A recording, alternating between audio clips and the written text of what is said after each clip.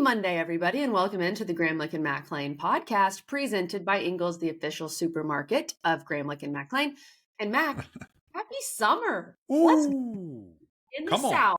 In the South, summer, to me at least, starts in May. It might be, when your kids get out of school, which is coming soon. But May, June, July, August, September, most of the time October, that's summer because it's hot. And that's where we are. Did you say October is still summer? It's hot. It's still hot. KG's going to have her pumpkin spice latte in summer. Don't we all do that though? We all try to go get Sure, a pumpkin spice latte and we're like, make it iced. It's still 97 degrees outside.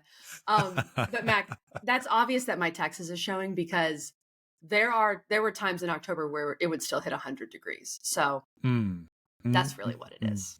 I know, Bless it's sad. Bless it. Can't wait to be at SMU in October, 100 degrees.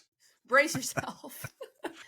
That's right, Mac. It can get hot down there in Dallas. Maybe that FSU SMU game, end of September. Yeah. You're going to have to get ready for that one. Bring your sunscreen. So today we have Elle Duncan. And this is, by the way, the start of our summer guest series, which all of May and June, and then a good portion of July before we get to media days, we'll be talking with some of these wonderful summer guests. We have some great people lined up, specifically here in May, like a wide plethora. But we wanted to start with the big time Elle Duncan. And I love Elle. Elle is someone who's been so nice to me since I got to ESPN. We'd run into each other often in the makeup room. She's getting ready for the 6 PM SportsCenter. I'm getting ready for Nothing But Net. And you would never know she's the host of SportsCenter. Like if you didn't know that, that's not how she acts. That's not how she treats people. And I respect that tremendously. And she's also hilarious. As you will see in this interview, I think Elle is so funny. Specifically at the Final Four, this was the championship Sunday. I'm in there getting my makeup done because I'm doing a digital show. Elle is in there, well as like Coach Peck and Shanae and Andrea. They're getting their makeup done for TV.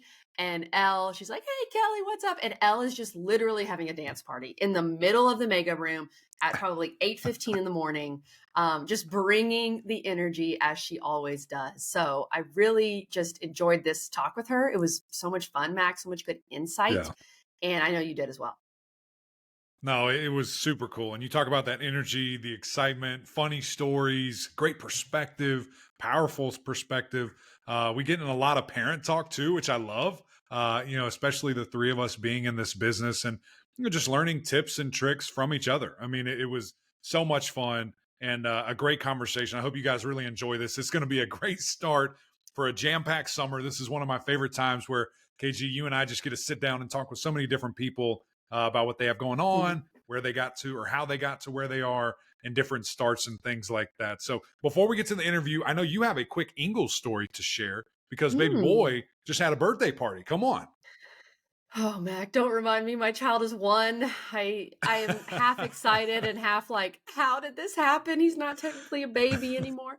But we just had his birthday party over the weekend. And shout out to Ingles because we got so many different things there for his party. We did some caprese skewers, some gluten-free meatballs, that kind of stuff. And then got a bunch of drinks there and some decorations. So it was a great time. And Mac, I think I'm going to give Jacob a sports-themed birthday party until he legitimately says to me, Mom, I hate sports. I want to play the piano or something. And if he says that, I will support him.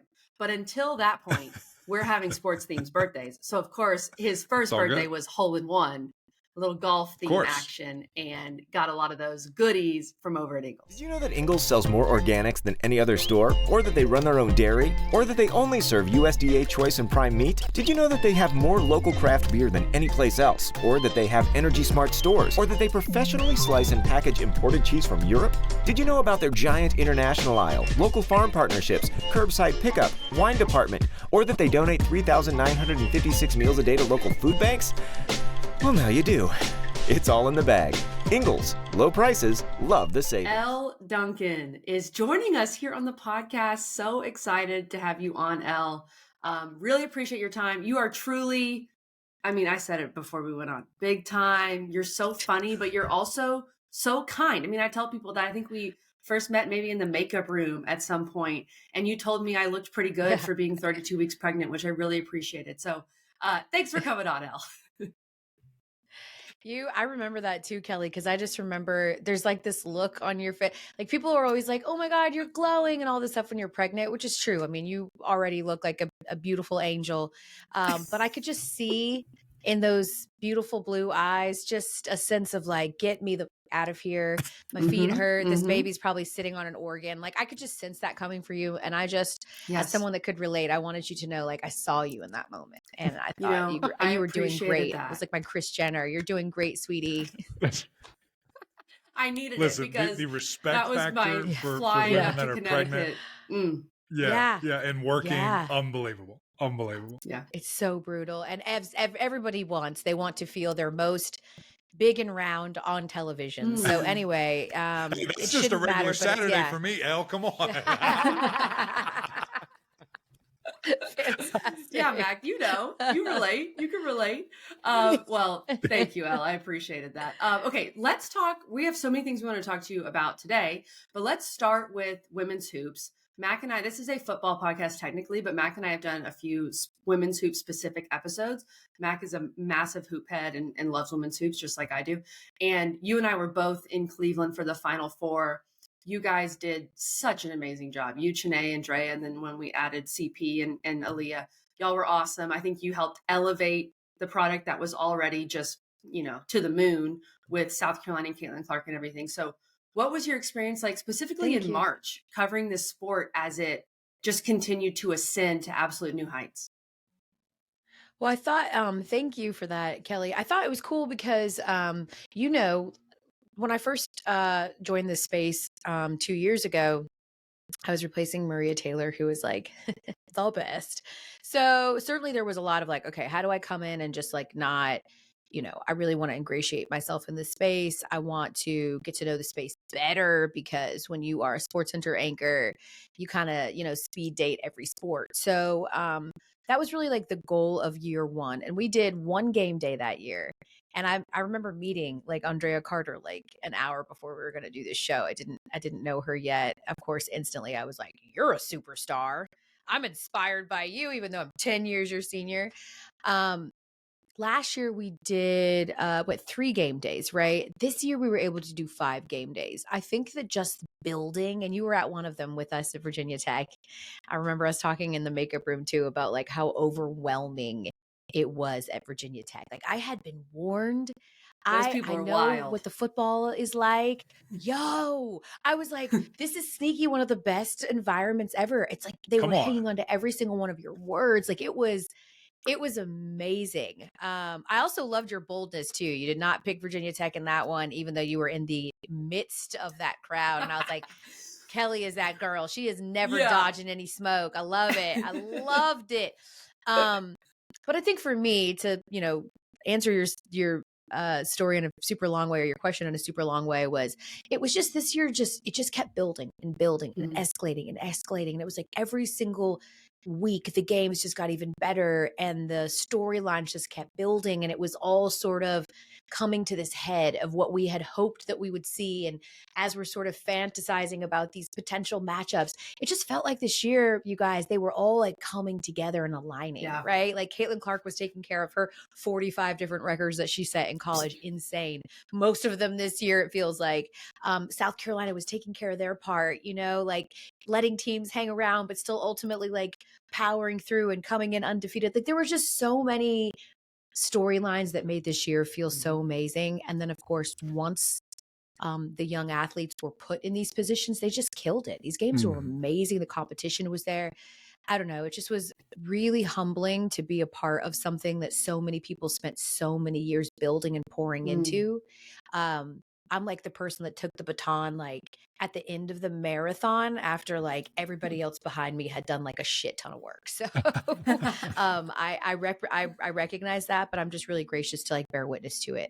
Well, part of that, I mean, speaks to you completely on how much you prepared, how much you were ready, because guess what? All those eyeballs, and if you don't know what you're talking about, Elle, it looks real bad and it's real embarrassing. But you were ready, and you guys killed the moment. And that's what I think is so interesting when people, again, I'm just referencing what you just said there of, people get lucky, the timing, but when hard work and opportunity meet, man, you see great things and unbelievable things. And the coverage, like KG said, was just, it was so fun. It was fun to watch. Y'all brought us in essentially to a locker room to listen in, to the sport and to cover it. And then you talk about the stars aligning.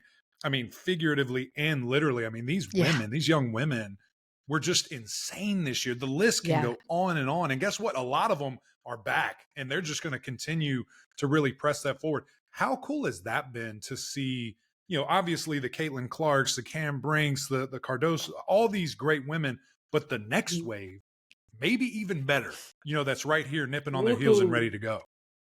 It's like, so I remember you guys probably did the same thing, right? Before the season starts, it's like, we're going to really need to like sell this season. Like, this is probably going to be the last season for all of these big stars. At the time, we weren't even sure about Paige Beckers, like maybe her too. Like, what's going to happen? Oh my gosh, all of these superstars are leaving, and like, yay, that's going to benefit the W, but like, what are we going to do? So it was at the very beginning of the year, like, let's have a bunch of intentionality about trying to make new storylines, share new stories and new names with people, so that in the same way that you started hearing about, the female Steph Curry when she was a freshman, or Paige Beckers before she even came in, let's start like building some of those storylines very early on, so that people will be reminded that there is so much more still ahead in women's basketball specifically.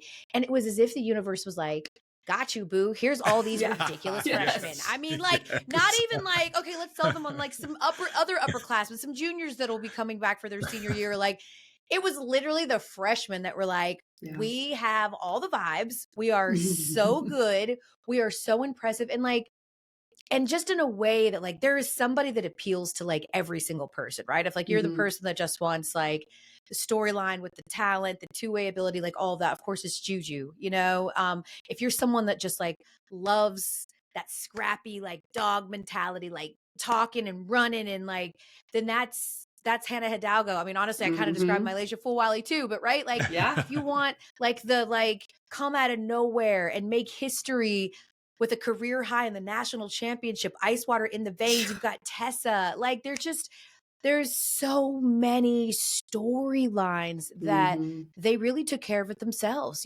People are itching. Like, I don't think I can announce it yet, but we're doing a women's summit, and you're going to be so tickled by some of the names that are there. And it's not just the Angel Reeses and it's like the next ups. And you're going to be like, let's go. They're doing major summits. Like and they took care of all of that themselves by really delivering and just being dynamic right away. So I'm so happy about where women's basketball is right now. I'm thrilled. It's been so much fun in the last 5 years or so since I've been at ESPN. I've seen it jump like crazy, and the star power is there. Like you said, Al, the names are there.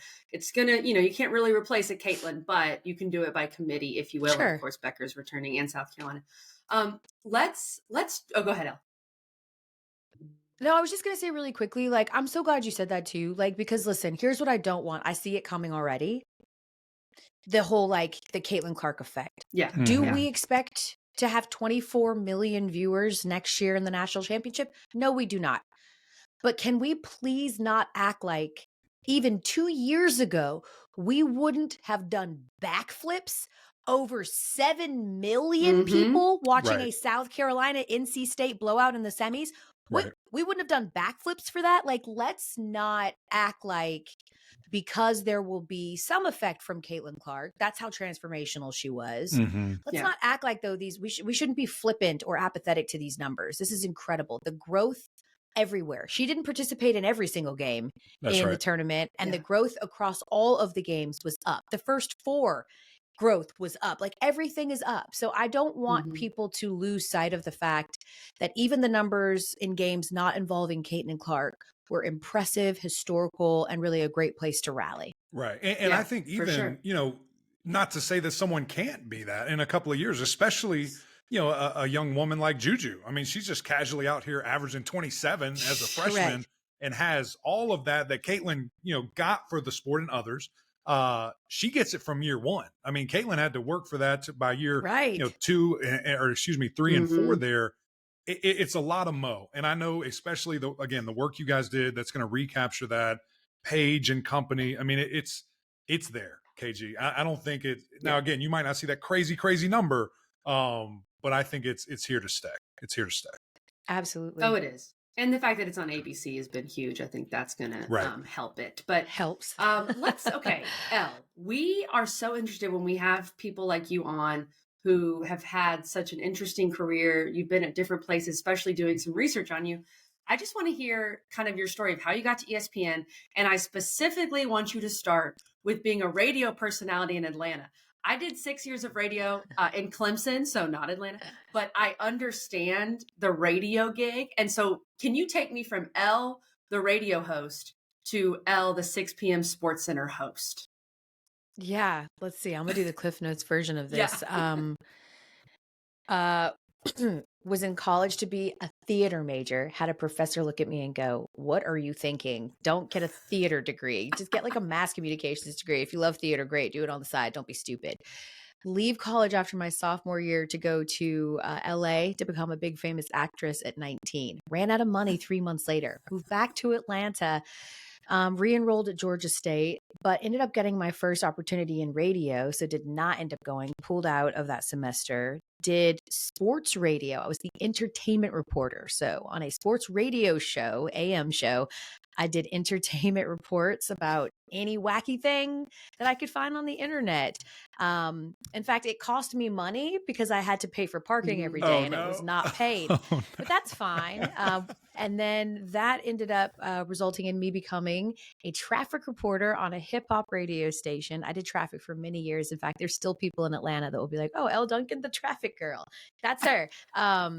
And that turned into me picking up side gigs and hustles, right? Like I knew I wanted to transition into sports. So I started working for the local Comcast Sports South. I would go up to Clemson and cover games sometimes. And I worked for I did some side stuff for Fox Sports at times too. Started working for the Atlanta Hawks as their in-arena sideline reporter. Ended up doing more in radio and getting my own hip hop radio show while still doing the Atlanta Hawks sideline reporting. Also did Atlanta Falcons radio sideline stuff and pregame stuff. Got laid off from radio, which was my main paying gig. That sucked. So I started doing traffic on television on the news. I told you I was the traffic person. When I would did you do weather be given opportunities. No, I just did traffic. I was just a traffic girl. Atlanta's traffic is so bad that you can literally just have a traffic girl. But I begged my program director at the time. I was like, "Hey, I know you're not going to pay me, but on Wednesdays when the Falcons have media availability, like, will you just let me go with a camera guy and like wrap some packages for the night show?" Like, she was like, "I mean, I'm not going to pay you." I was like, "That's cool." She was like, "You have to be here at 4 a.m. and like some of these night hits are at 7 and 8 o'clock. Are you cool with that?" I was like, "I'm fine with that. I'll work 14-hour days." I did that for like a year and I ended up getting so much tape that it looked like I was like on their sports team. Right. I was not. Yeah. I was Wow. not. I was the traffic girl, but so I got all of that tape together and I sent it to a regional network in Boston called NESN, the New England Sports Network. And they're the home of the Red Sox and the Bruins. And I got an audition and I got the job. So I was able to go straight from traffic to NESN. I was at NESN for 2 years and then I got an audition at ESPN and I landed there. So when I first walked into the building at ESPN, I was 2 years removed from being a traffic reporter on local news in Atlanta. Wow. It was wild. Wow. Yeah. That's an amazing why I think a lot story. of my coworkers were like, "Who is this?" No. Stop it. Wow. That is it. So, know okay, that. there's so much to, there's so much to unpack there. Okay. So number one, when did you fully decide like sports is what you wanted to do? Yeah, I mean, I grew up a jock. My whole family's a bunch of jocks. Like I was a fast pitch player since I was like 4 years old, played softball. My sister played basketball and softball. It was just like in our DNA. I always loved Robin Roberts. I always watched ESPN. We're huge Broncos fans. Like sports is just a thing. So once I figured out that I did not, I thought for a long time I wanted to be an actress. That's mostly because I knew I did not want to sit behind a desk. I knew I had to do something creative. And when I started really trying to do the acting thing. Like I had done theater and taken acting classes for years, but once I moved to LA and I realized I don't think it's that I want to play other people. I think it's that I want to be myself actually. Yeah. That's powerful. And that's right. And that's when I narrowed into broadcasting and was like, okay, I'll do broadcasting. You get to still have a lot of facets of acting. I think sometimes when people find out that I used to be an actress, they're like, I can see that. And a lot of the things that you do, I am very theatrical. But once I realized you could sort of combine those things with like my love of sports too, Stuart Scott obviously was a guy that at the time was like, oh, you can. I always looked up to Robin Roberts, but I was like, I don't have all this grace and charm and beauty. Like this woman is like a perfect angel. Like that's not me. Yeah. Like I'm a cuss like a sailor. And, but that's kind of like how I knew is that I settled on it. That's why I think it's really important for people to understand, like they act like you have to come out of the womb with like how intentional you're going to be about what you want to be, and I just don't think that's true. Like, I think that you can feel around, fail at things, try things out, change your mind. Like that's okay. Ultimately, once you lock in, you got to lock all the way in, but it's okay to sort of not know. Right.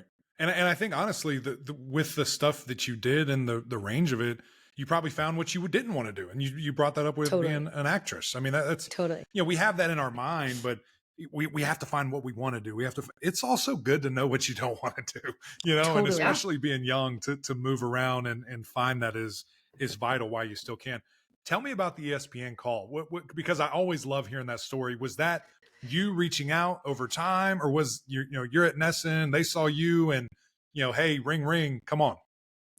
Yeah. So this is actually really crazy, Matt, because so I had decided that I was going to be leaving Nesson. It just wasn't a fit for me. I really appreciated everything they did in giving me my first real opportunity, but I was going to kind of, I was engaged to my now husband at the time. We were both from Atlanta. He moved to Boston for me. And I had decided that like, I didn't want to be in Boston anymore. I wanted to go back to Atlanta. I had sent my stuff into ESPN, but I honestly was like, there's zero chance I'm going to get a call. It's ESPN, like get out. And so we were preparing actually to just move back to Atlanta. We were going to regroup. I knew if I wanted to, I could go back to radio or any of those other things in Atlanta. I knew I could find a job, right? Even if it wasn't exactly the one that I wanted. So I just figured I was going to regroup. So we move all of my belongings and my fiance's belongings at the time all the way to Atlanta. Like we literally pack everything up in Boston and we drive to Atlanta. Now keep in mind, we were going to move all the stuff back, and then I still had to do another 2 months in Boston. So I was going to couch surf for about 2 months just to get through my contract. And then I was going to join my fiance in Atlanta. You guys, I'm not kidding. We drive for 2 days. We get this big U-Haul. We get to Atlanta. We get to the city limits of Atlanta, and my phone rings. Because at this point, I had done an interview at ESPN. I'd done an audition, but it was like maybe 2 months earlier. So I was like, okay, they didn't call me. Like, it's all good. No worries. Right. He goes, hey. I was like, hey. Hey, big head. He was like, yeah, basically. He was like, I just wanted to say, hey, because I love talking to SportsCenter anchors, and that's what you are. I was like, what? No he was like, you got the way. job. You're a SportsCenter anchor. Because even when I auditioned, I didn't know what it was for. They don't tell you. They're just like, you're just going to come in and meet with us, whatever. We may have a position. They didn't tell me what the position was for. So when they said SportsCenter, I gasped. And my husband, I just looked at him and he goes, you got the job at ESPN, didn't you? And I was like, I did. And he goes, the place that's an hour and a half from where we just lived. And we just drove 17 hours with all of our shit. Perfect. Well played, universe. We literally got all the way back to Atlanta and they were like, you're moving to Connecticut. Wow. It was insane. That is insane. Oh my gosh. It was insane. But the coolest part's like calling your parents, calling my dad and my mom, who have always believed in me and poured so much into me. And then just the sheer excitement, like, you're on SportsCenter. It's great. Yeah. Oh, wow. That's pretty amazing. Then you had to turn around and do the drive back. I hope you at least like stayed a night or two in Atlanta. Well, we did. We stayed a little while. And this time, ESPN graciously, of course, the relocation package is nice. They moved it for us. Oh, so good. we did not have to do it. Good. Yeah. That's nice. Yeah. Yeah. It was much better. As they should. Because that drives me. Yes. Okay. Well, you talked about getting the SportsCenter call. You are now on the 6 p.m. SportsCenter with Kevin Agandi, who we've had on the podcast, by the way, and so nice. You guys are just a great duo. He's like the nicest man. Yes, he really is. And I mean, you are too. Yeah, I'm not a man, but you're nice. Thank you. So when we talk about getting to the 6 p.m. SportsCenter, which is a huge deal, it's maybe the biggest job at ESPN, just depending how you look at it. How did that process go? Yeah, it was that also was really interesting. All of these like really big life moments happen when other really big life moments are happening because I was literally pregnant with my second child. I have one son, and I was it was the day before I was going on to maternity leave. Literally, I was about to go on maternity leave. I was doing the noon show with Matt Berry at the time. Of course, it's during the pandemic. Like, it had just been a year of tumult anyway. And I got a call from Norby Williamson at the time, and he was like, "Hey," I was like, "Yeah." He's like, "What do you think about hosting the 6 p.m. SportsCenter?" I was like, it would be an honor, but in my mind, I'm like, but also it's currently occupied. And he was like, "Okay, I think that when you come back from maternity leave, that's what we're going to be doing." And I was like, "Wow, that sounds awesome." And he was like, "Yep, we're going to go ahead and announce it like today." I was like, "Oh." Dang. So it all came together very quickly, and it was like, all right, well, I will be hosting the 6 p.m. SportsCenter just as soon as I get back from maternity leave. Like, I literally was going on maternity leave the day that it was announced. So, so that was cool. And really special just because, I don't know, I had these two amazing blessings sort of happening at once. There was some nerves there, right? It's like I'm taking something new over, and I don't know what life is going to look like with two children, but ultimately I had, Kevin was gracious and sent me food, and I was like, "You're a man after my heart." And they were great about, letting me take my time to come back. Wow. That's so incredible. My gosh. And we were just kind of joking about that at the very beginning about timing and, hard work and being ready, but the timing of that is crazy. I mean, it really is. And for you to, be thinking about that for, X amount of months as you're, raising a new child. That's incredible. You mean, Mac, as you're in the postpartum slog of life. Yes. I'm sure that was fun, Elle, as you're like trying to just make it through the day and you're thinking, man, I'm going to be doing the 6 p.m. SportsCenter in like 3 months or however long it was. Correct. Yeah, exactly. That's exactly what it was like. It was like, this is great. And also I'm going to, I was lucky too. I was working with people that I had worked with before, like my producer that had been my producer. He produced my audition here, Justin Daly. He's pretty much produced me the entire time I've been to ESPN. He's the best. We also joke that he's to blame for this because he really stacked the decks in my favor during that audition. But awesome. So he had already moved over to become the 6 p.m. producer maybe a month before that was announced. So it was really nice because I knew I was sort of going in with the ease of working with the producer I'd worked with for years. So that was nice. Right. Wow. That's incredible. You also kind of mentioned when you jumped into women's basketball coverage, the speed dating element of SportsCenter and what that all looks like. Could you just kind of peel back the curtain there a bit, like a normal Wednesday night? I mean, what does all that look like from your prep standpoint, meeting standpoint? Because I think a lot of people think, okay, Elle comes on at TV at 6 o'clock. She probably rolls in at 5 and, goes on the desk and gets ready. So could you kind of peel back the curtain for some people that just have no clue about it? What does a normal day look like for you? Yeah, let me tell you, this is not complaining. These are 2% problems. I understand that. Exactly. Like, don't cry for me, Argentina. But what you got to understand about this job, and y'all certainly know it too, you don't turn this job off. This job is not a 9 to 5, even if you have 9 to 5 hours. You don't get to sort of check out. Like, this job is always going. This job is constant. This job is 2 a.m, breaking news. This job is all the time. So you have to, especially with SportsCenter, you have to be, I mean, same with you guys, you work for an entire network. So it's like every single sport.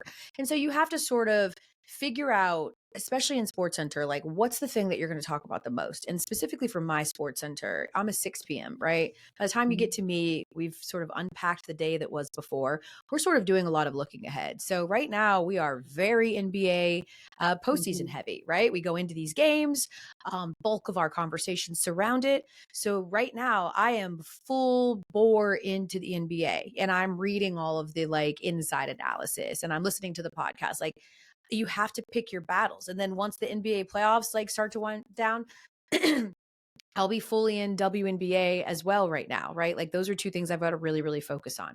I'll wait to get fully engorged in baseball until probably July. Let's be real, right? And I'll do that for about a month and a half, and then football will start. So for SportsCenter, like a typical day is me waking up in the morning, getting my kids off and reading. I read. I will watch some of what we do on television just to see what other shows are talking about. But I've also always been really clear that like, I don't want to have a biased opinion. Like I respect so many of our colleagues. I don't want to sort of mirror and just reflect echo chamber what they say. I love that. So I try not to watch too much of it for that reason. Sometimes, I'll have a similar opinion to someone and be like, oh, hell yeah, that's cool. Like I'm right on if I'm if I'm, aligned with what Mina Kimes is saying. Right. But I try not to do too much of that. Then we get on a noon call and we talk for about 25 minutes, story ideas, things like that. I get to work at 1:00. I do hair and makeup. I'm sitting with my pod at 2:00.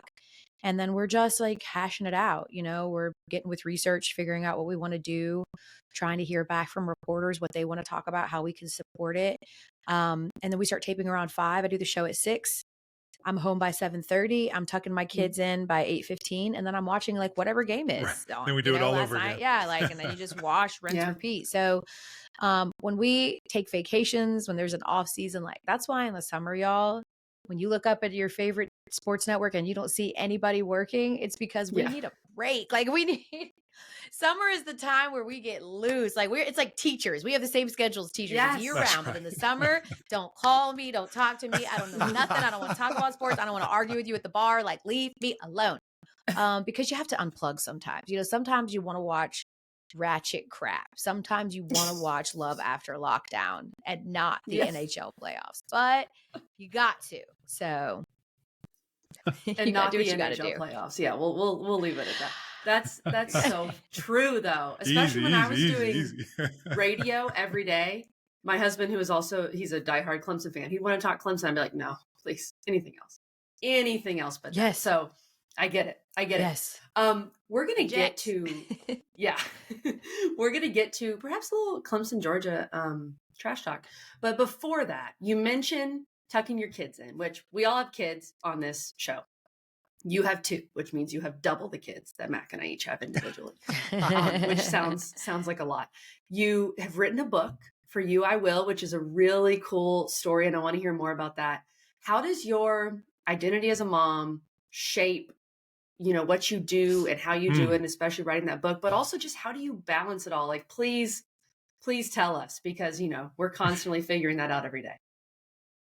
That's exactly it. You're figuring out every day. I talked to this NBA executive. It's funny too, because I saw her recently and I was like, I tell everyone what you told me. I was pregnant with my second, drowning already with one, was like, it seems inconceivable that I can make this work. And like, I don't know what to do. And I'm a very visual person. I don't know about you guys, but she gave me this image that I always do even now. She's like, okay, imagine life, because she is a high ranking executive in the NBA and has 3 kids. And she's like, imagine that you're juggling all these balls, right? She's like, and some of these balls are rubber. So if you drop this ball, it's going to bounce back. You'll be fine, right? Like you'll be able to keep juggling it. She's like, and some of these balls are glass balls. And if you drop it, that shit's going to break and you are never going to be able to replace that ball.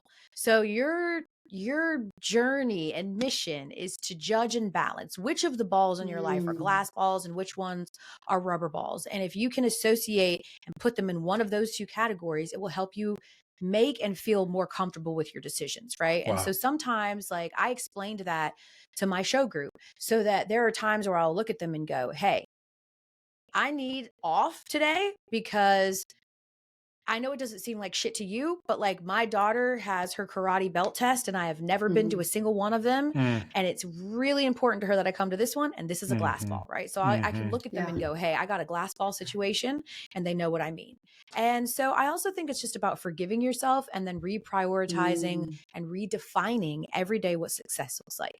Wow. We do this like macro, like I want to be the kind of mother who. It's very broad. Right. It's like this thing, this ethos that we feel like we have to live up to every day. And I have learned to say to myself, today I'm going to be the mother that spends 15 minutes putting that phone down and playing hard with them, right? Yeah. And Yeah. sometimes I'm going to be the mother that has to prioritize doing other things over playing with them. And then on Wednesday, I'm going to be the mother who like can't be there all day because I'm working. So I'm going to be the mother that instead of feeling guilt all day, uses that as a source of inspiration to be damn good at what I did at work that day. Yeah. Because if it's going to take me away from my family, it should be worth it, right? Like, Love I that. think you just have to tell yourself every day who you're going to be and forgive yourself on the days where you're like, I'm going to be the mother that laid out and gave them Cheerios for dinner because I couldn't fathom making another thing tonight, right? Like, I'm going to be that mother. And that's okay. I'm going to be the mother that hid from them in my room that day. And that's okay. Because today, that's the mother I needed to be. And so that's always my advice to like parents is take some of the pressure off of yourself of like existentially who you want to be to your children. Yeah. Like they will feel that by the intentionality and love that you give them when they're there and by years and years of trust being built. It's not something that you can force on them by like doing pancake art. And if you want to be the mother that does pancake art, that's cool too. I don't want anyone to feel some type of way because we see all of these different types of mothers and we meld them in our minds into some like super parent, you know, you've got to like coach little league, bring home all the bacon, like you've got to do everything. And it's just like so unfair, you know? So that was real. Yeah. Just, that was super redefine it every day. Every day, redefine it. Right. Yeah. And so I want to keep staying real because I love that. And that's just the type of person I feel like you are, Elle. Was that hard to do? Was that hard to figure out? Like, yes. Yeah. Hell yeah. I mean, and what did you lean on? I mean, I know you just said that advice, like where, I guess, when, where, how did you get to this point of, okay, like I've got to figure this out daily, you know? Yeah. Sharing my vulnerabilities. I'm definitely an overshare. So I've never had a problem like sharing how I'm feeling, being really transparent. You know, moms get together and they feel like they have to like out happiness each other. Like, I just love Timmy. He's just so great. We get it. Like, you don't have to qualify, I love my kid before you bitch about them. Like that's what parents do. We commiserate. So I think commiserating out loud and then hearing other women talk about their own struggles and their own insecurities and their guilt. I was like, man, this is a thing. Like it is rampant. You know, mom guilt is a thing. We're all feeling this way. You know, you're not isolated in that way. Parent guilt in general, I think therapy, you know, therapy helps a lot too. And then just like, I don't know how old y'all's kids, Kelly, I know you still have like a baby. 18 months. We're both under 18 months. Yeah. So your kids are in the same way that like when you were at like your absolute lowest point and couldn't sleep or fathom sleeping ever again. And they were like 3 months old. Then all of a sudden they start smiling. And this, like, I believe that nature knows to give you these little things that you can cling on to. And my daughter said something to me about a year ago that also gave me permission to forgive myself for not just being gone, but for loving the thing that takes me from my family too. Sometimes we feel the guilt of being like, I'm skipping out of the house. Like there are days that I am being dragged out of the house and I want to stay. There are days I'm skipping out of the house because I'm so pumped about what I'm doing. And I'm so excited about going to work. And that made me feel guilty. But my daughter looked at me one day randomly. She's playing with her Legos and she goes, I can't wait to be a mommy when I grow up. And I said, why? And she's like, because I can get up in the morning and have breakfast with them and drop them off at school. And then I can go to my work. She wants to own a donut shop at the donut shop. She's like, and then I can come home at night and see my kids and read to them and put them to bed. And I was like, she literally described my day. She literally described what I do. Like she described exactly what I do. I take them to school. I come home. I read to them at night. Like, and I thought to myself for the first time it hit me. I was like, you're not some source of trauma to your children like you seem to think, this absentee mother. I was like, you're a source of inspiration. Like she's inspired by you. She thinks that your day is awesome and she wants to be a mother because she thinks she can do the same exact thing as you. Wow. And so that's when it really hit me, like when they can start talking and show these little sources of like just they'll give you these little things that will tell you that they're much more inspired by you than they are hurt by you or offended by you not being there. And I think that's when it really started to register with me. I was like, I got to change my way of thinking because I'm putting all of this on myself when my daughter and son are not doing it. This is their reality. The only reality they've ever known is that you guys travel and you work, and there are seasons where you'll be around more. And that's okay. Everybody's situation is different. We've got to forgive ourselves because our children certainly give us a lot more grace than we give ourselves. Elle, you just like spoke some truth into me. Yours just got to get talking. Yours just got to get to talking. Yes, I know. We're working on it. We're working on ball. He's getting pretty close. That's just so good to hear. And I think other women need to hear that too. And I think it really helps when you have colleagues that can pour into you like that. Coach McGraw was giving me some advice too about that. I mean, she's obviously worked so much when her son was younger, but she said the main thing it gave him is that he realized that the world didn't revolve around him. I was like, that's so good. Yes. And it's something that can really help your kids. That's such a coach thing to say. No, but it's true. I mean, I had a working mother, and I feel like I learned that too, but I didn't know anything else. And that's just, it's a good thing to kind of be reminded and be encouraged. Yes, and that your parents are whole other people outside of being your parents, that they don't exist in just like this one plane where they are your snack acquisitions monster and like stuff like that, like that's all I am. It's just like I serve as like a snack bitch and waste management, right? But I have a whole other fruitful, waste management, like a whole fruitful life that I have outside of this. So it's good for them to see that. Yeah, it definitely is. Okay, before we talk some Clemson, Georgia trash, which we are getting to. Can you please tell us about this book, For You, I Will? Because it feels like Jacob and Amelia, our kids, need to have this book too. And you're becoming a big time author. You've got maybe some other books in the works. Can you just tell us more about this process? Yeah, I was approached by Disney Hyperion, which is who published the book along with Anscape, about any interest in taking a letter that I had wrote for a special that ESPN ran called Love Letters to Black Women. I wrote it to my daughter, Eva, who at the time was 18 months old, just like your kids. And they were like, would you be interested in maybe like expanding on that and making it a children's book? I was like, I never thought about being a children's book author, but that would be cool. And so I wrote For You, I Will, which is essentially, it's a pledge. It's a pledge that of what I will do for my daughter so that she can live her best life. And, it's like, I will carry on, I will burden myself before I'll burden you, right? Like I will teach you about self-care and that it's not selfish, and that I will teach you about your ancestors, because specifically in the Black community, so much of our history has been taken from us. We don't know, a lot of us, our lineage or where we come from. So I'll teach you about her ancestors and the members of her family, the Titans that she comes from. But more importantly, we will laugh and we will have joy and we will play together, and I will wear my crown so that you will also feel that you are regal and beautiful, right? Like I know my daughter is watching me, and that if I want her to grow to be the best version of herself, I have to reflect some of those same things that I'm asking of her. So I wrote this book, and the illustrations like really make it. Laura Freeman is just such a talented illustrator. We waited for 2 years specifically for her. Oh, wow. And she's amazing. She really made the book come to life, and it was just such a great process. And then I've got another book coming called Love Letters to Black Women. Literally, it's for adults. And this is just notable people. Paige Beckers wrote a letter that we're so excited about. Asia Wilson. These are just letters that notable people are writing to a Black woman of note that they want to amplify and show love to. So that's beautiful. That's so amazing. Golly.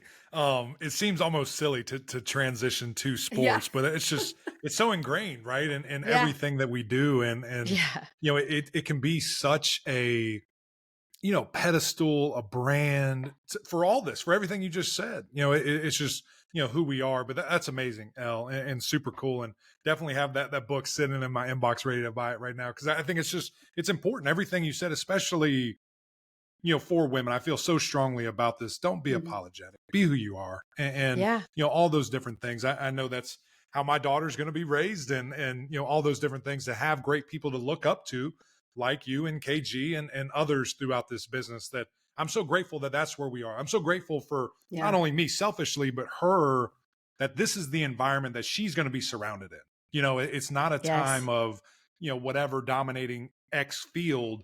It's so inclusive. It's so presenting. And, it's super encouraging where we're kind of going. Thank you, Mac. These girls are so empowered too, Kelly. I know you see it. You're around these teams. Like, they're just so empowered too. It's like so inspirational. I love watching them be so confidently themselves. And especially at that age when I was like, what? Self-esteem, what's that? What is that? We're gonna be confident. I guarantee you that. I guarantee you that. All right, Elle, let's flip over a little bit here because we got a matchup coming up. I'm excited about this. I can't wait because, again, when these two play, it's big time football. And Georgia, Clemson will kick off in Atlanta. Except last time when there were no points. Yeah, pick six, changed everything. I think Georgia won the Natty or something that year. What are you thinking, Elle? How you feeling? What do you think about your dogs? What do you think about the Tigers? Give me a little preview here in April. Well, I'm always like so fatalist when it comes to the dogs, usually every year. But I feel like, I don't know, I feel really comfortable and calm. Some of that has to do with Alabama no longer being relevant. Yeah. I'm still listening. Even in a Clemson conversation, I'm still going to find a time to like poke. We love it. We're cool with that. I know. Who doesn't, right? I love that for them. I love it. Clemson's really interesting because I feel like this game's going to be like one of two things for Clemson. This game's either going to be a reintroduction to the national audience or it's going to be the funeral of Clemson. That's kind of like legit. Just, Georgia at this point is the gold standard. They are where Clemson was 4 years ago, right? Yeah. Like, they're the gold standard. They're always in the conversation for a national championship. That's where people want to come. They've got all the momentum, and particularly with Alabama bailing. So I say Alabama. I mean, Nick Saban. Like their program, what I meant. Exists. Just they're not even in D1 anymore. They sold the program. Yeah, they've been relegated. They've been relegated. And so I think that Dabo's approach, like, I get it. He's a man of his word. He's a man with codes, morals, and ethics. I appreciate that. We're going to see if that holds up when facing the pressure of his approach. I think that this is going to tell everybody. I don't try to put too much stock into first games, whether Georgia wins or loses. But I do think for Clemson in particular, this is a much more important game for them just because they've got to show that they still are a relevant football program. Not even the dynastic one that we thought they could be, just relevant at this point based on some of the decisions that Dabo's made when it comes to the organization. I do not think that is an exaggeration. I agree. Yeah, and we've had some other people on, and I'm sure we'll talk about it this summer. The Clemson-Georgia game, I think it means a lot more for Clemson just from proving that you're still there, proving that you're still in the conversation. Georgia is where they are, and I don't think one game's going to take anything away from them. Elle, I find it very interesting because Clemson fans went through this. When Mac and I were freshmen in 2011, Clemson had not won an ACC title in 20 years. Shout out Mac for getting it done and being a part of all that. Hey. And then we went up to top of the mountaintop. We are so cocky, right? Like 2016, 2017, 2018, into Trevor Lawrence, so cocky. Now we're back down to like, okay, let's see what happens. Georgia fans did this too. Georgia fans were, everything terrible happens to us. We're snake bitten. We're never, ever going to get back. Win a couple of natties. Now you're cocky as heck. So like, how do you feel you've personally transformed as a Georgia fan? Oh, completely insufferable. I am like, it's so funny too, because like my show group will be like, if we did ever at any point ever root for Georgia, those days are dead. Like, we hate that you have made us hate this team. Oh, no. And that's fine. That's fine. Listen, for so long we were the bridesmaid and never the bride. And now we have been, married multiple times and we are that girl. Like, we are. And I think, here's my thing. This whole like all these people that are always, and whoever is going to hear this and be like, show some humility. Fine. I get it. Like, I have children. When they're playing their sports, I hit them with all the same things and tropes that my dad used to hit me with, right? Act like you've been there before, show some grace, be a gracious winner, and all that crap. That's fine. When you are forming the building blocks, right, of sportsmanship, cool. I'm with you. I'm a grown woman who had never been there before, who had watched my team lose all the time, right there, a pass away, a game away, this way, all for my whole entire life. And now we went back to back and got robbed of a chance to go for a three-peat. Oh, that's true. Now I'm supposed to be a gracious one. No, I spent my whole life being a gracious loser. That's I'm right. done. Okay. That's right. Because guess what? I know what it looks like to be where you are right now, Clemson. I know what it's like. I'm a Braves fan. All right. Riding on top of the world. 14 straight division pennants. No World Series. It's a nightmare. And now that we're back on top again, I'm just as insufferable in that space too. So my word of advice is that if you all do end up back on top of that mountaintop, let everybody know, okay? Yes. Be the worst. Because no matter what, even if you're nice to them right now, they're still going to pee all over your grave if you suck. So you might as well get all these takes off, all these jokes off, and come for them. This is great advice. This is great advice. I want to be So insufferable what? again. That's right. That's all I want. I wish that for you. I wish that for you just in week 2. Oh, Thank you. Appreciate that. I love it. Golly, Elle, this was so much fun. My goodness. Oh, your you're the time, best. everything Thanks for that we having touched me. on. Thank you so much. This was really fun. A great way to start our summer guest tour. You're the absolute best. Thank you so much. Oh, thank you. Wait, before I go really quick, I have to tell you about what I thought about, because this is just a here we go. wacky look into my Here mind, we right? go. So I always love like streets that have some kind of like quirky name, and I wonder if the people that live on that street identify with the name of it. For example, there's a street like 7 streets down and it's called Stoner Drive, right? And I always giggle to myself like, I wonder if you just sort of by nature, you're like for the brand, right? Like if you live on Stoner Drive enough, do you sort of become the street? And when I first saw you, Eric, Mac Lane, the first thing that popped into my head was, imagine a street named Mac Lane. Like, would everybody just be like so cool and like about that life? Would it just be like a street of Macs? Like, would you have to have swag to be able to live on Mac Lane? I mean, your name's so cool that it's like, no, not McLean. I'm going to take both these and I'm going to spread them out so you can get the full brunt of this. I mean, I just love it. God knows. All right, you're already top 5. You're number 1 now. You're just no guest can compete. Mac Lane. We might as well like, stop the podcast. Come on, pretty baby. lit. It's pretty lit, Mac. I'm just saying. It's a You're flex. the best. It's a flex. That's what we do. It is That's a what we flex. do. Return.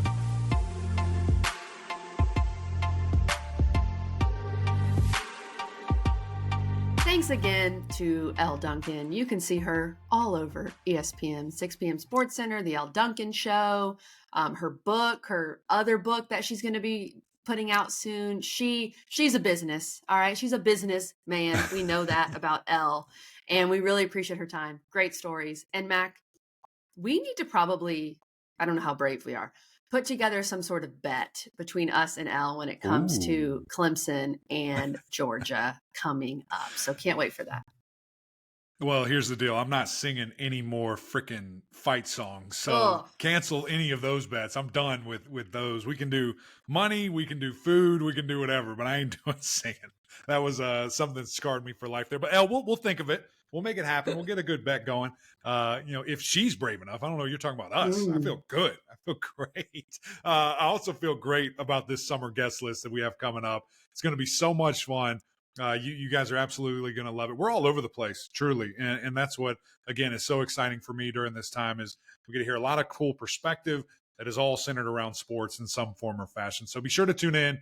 Each and every week, we'll have a new guest for you guys. And big shout out to Ingles again. All their support, all their help, and the things that they do in the community is so much fun. So go check that out. You'll see some fun stuff on our Instagram and Twitter pages.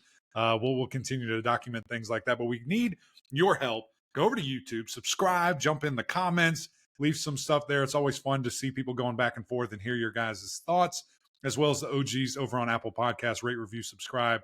We would greatly appreciate that. But until next time, we'll see y'all.